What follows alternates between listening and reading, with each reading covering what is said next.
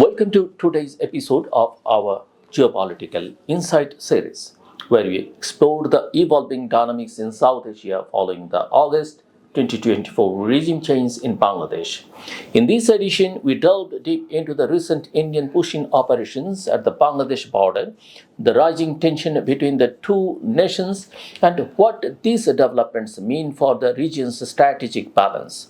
Let's begin. After the historic political transformation that took place in Bangladesh on August 5, 2024, the regional geopolitical environment has experienced growing instability, anxiety, and mutual suspicion.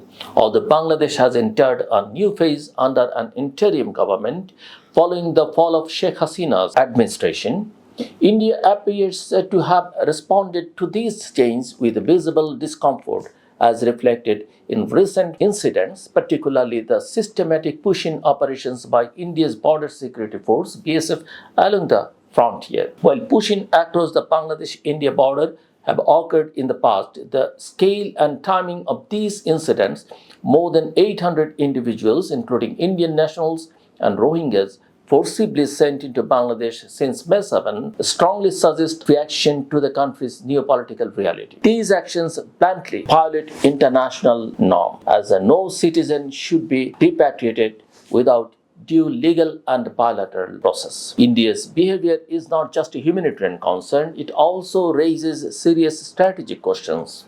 Bangladesh is navigating a delicate transitional phase, and sudden influxes of undocumented individuals create pressure on internal security, social order, and political instability.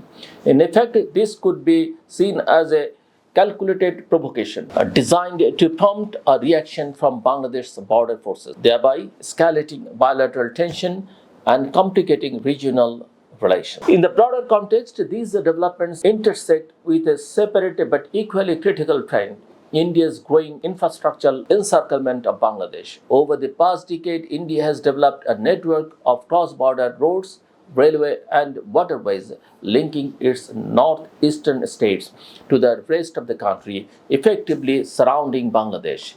The Kaladan Multimodal Transit Transport project, which connects Mizoram to the Bay of Bengal through Myanmar's Rakhine state, and the Padma and Jamuna corridor projects through Bangladesh, give India substantial logistical advantages in the region. More than just infrastructures, these projects represent a strategic vision. Recently, this vision was challenged by the interim government's chief advisor, Dr. lYunus, during his visit to China. He has remarked that India's northeastern states are landlocked and Bangladesh is their only access to the sea, has alarmed Indian policymakers and military analysts. India interprets this as a threat to its strategic depth and regional dominance. In response, India seems to be deploying preemptive strategies such as cushions, renewed military preparedness near sensitive zones, and stalling of bilateral infrastructure projects.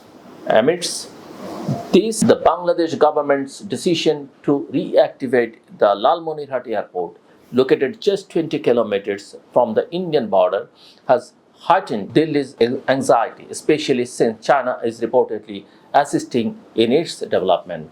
This has strategic implications for India, particularly concerning the vulnerable Siliguri corridor, also known as the Chicken's Neck, which connects mainland India to its northeastern states.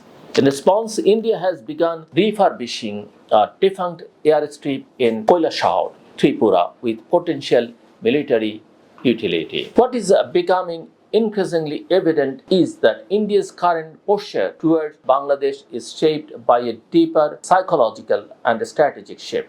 Under Sheikh Hasina, India had come to rely on Bangladesh as a compliant regional partner, a transit hub, a security buffer, and a diplomatic ally.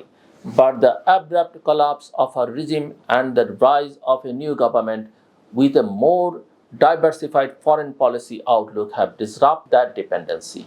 Rather than adapting to this new reality, India appears to be pursuing an alternative route, bypassing Bangladesh entirely by strengthening its connectivity with Myanmar and reinvesting in its act East policy corridors. Against this backdrop, Bangladesh must adopt a dual track strategy.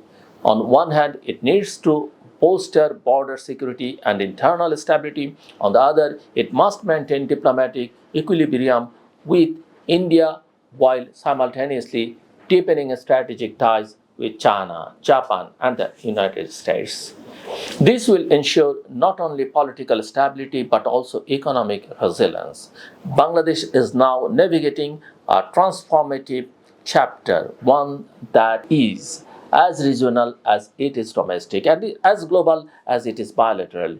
India's reaction to the changes in Dhaka is not just a neighborly dispute. It is an indicator of how deeply intertwined regional power structures have become. If Bangladesh can turn this moment into an opportunity, it has the potential to emerge as a strategically assertive, self-reliant, and regionally influential nation. But that path won't be easy. The challenges, pushes, provocations, and persistent geopolitical pressure are real. Navigating this terrain will require coherent security planning, visionary diplomacy, and a strong national unity.